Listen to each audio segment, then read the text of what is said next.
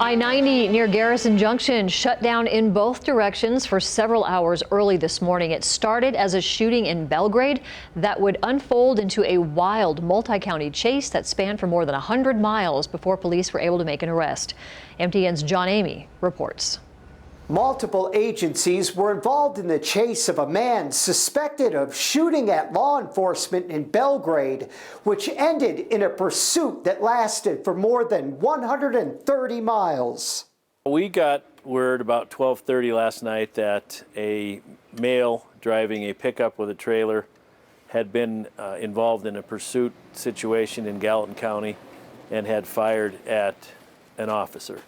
The suspect drove into Butte early Thursday morning, and Butte police located the wanted man in his truck parked at Elm and Home Street.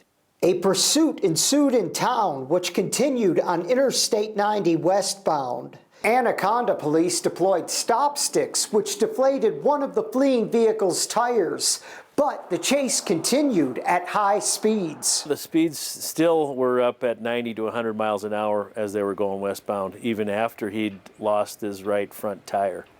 So that's dangerous in itself. The suspect eventually pulled off to the side of the highway west of Garrison, starting an hours-long standoff.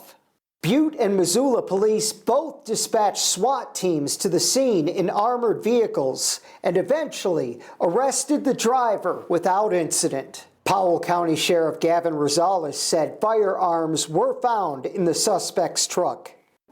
Police said it was fortunate the incident ended without anyone being harmed. The driving alone is dangerous, and then you throw in the fact that he's already fired at law enforcement. So it's clearly a dangerous situation, and we're always happy when everybody gets to go home safely, including the suspect. And this is Butte law enforcement's Bearcat armored vehicle, and it saw its first action during this standoff. The sheriff says this vehicle proved valuable in bringing that tense situation to a peaceful end.